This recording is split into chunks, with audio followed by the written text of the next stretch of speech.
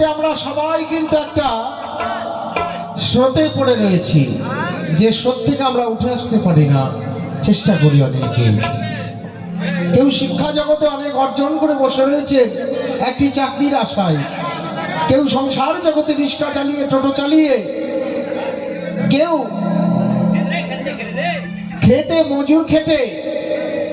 প্রত্যেকটি পরিবারের মুখে আমরা এক মুঠো অন্ন, একটু হাসি আমরা চাই, তাই না? তাই তো এত পরিশ্রম করি, কিন্তু সেই পরিশ্রমের মাঝে যদি আমরা একটু গুরুকে স্মরণ করি, আমি হয়তো কোনো ফকিরি নিতে পারিনি, কোনো অলি আউলিয়ার সঙ্গ ধরে হয়তো সেই সঙ্গ করতে পারিনি, তথাপিও আপনারা সকলেই জানবেন এই পৃথিবীর মুখে একমাত্র আমার বাবা মাই হচ্ছে শ্রেষ্ঠ, যিনি এই মানব জীব। ৩৩ কোটি দেবতা, তার মধ্যে থেকে শ্রেষ্ঠ হচ্ছে মানুষ। পদকর্তা বললেন, মানুষ ত্রিদেব মানুষের মাঝে মানুষ আছে, মানুষ খুঁজিয়া লাভে, সৎ মানুষের সঙ্গ পেলে তুমিও সৎ মানুষ হবে। তাই আমরা সেই সৎ বস্তুটাকে জানার চেষ্টা করব। এই ঝড় তুফানের মাঝখান থেকে কি করে গুরুর সন্ধানে আমাদের যেতে হবে। গুরুই হচ্ছে শ্রেষ্ঠ। আপনি যেখানেই যেতে চান, স্বর্গ নরক, গুরু ছাড়া কেউ পার করবে না।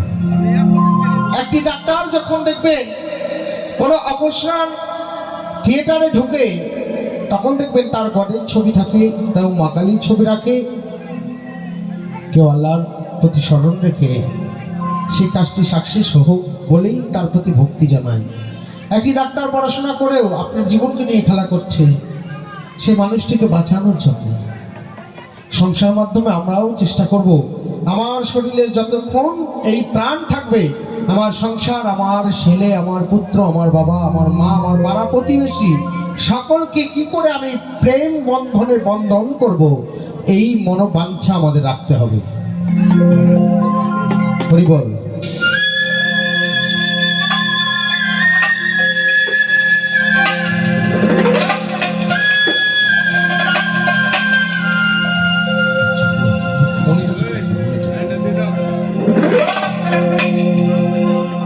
ওই আমার যেতে গুরু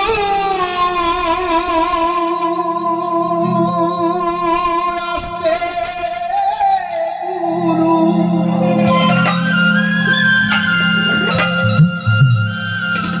যেতে গুরু,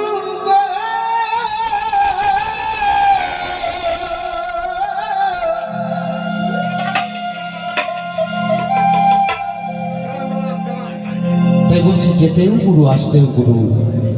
যেদিন চলে যাব সেদিন আল্লাহ, গড, খোদা, ভগবান সকলের কাছে প্রার্থনা করতে থাকে প্রত্যেকটি পাড়াবে যে আমি তো মরে যাই, আমার তার সেই চৈতন্য জ্ঞান থাকে না, মানুষটি আমার জন্য কত সপবিত্র ভাবে আমাকে নিয়ে গিয়ে মাটি দেওয়া হয়। সঙ্গে কে থাকে? একমাত্র সেই জন। আমার যেতে গুরু আসতে গুরু,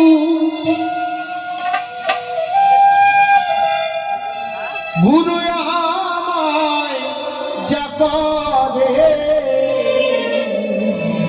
চলো গুরু যাই দুজন।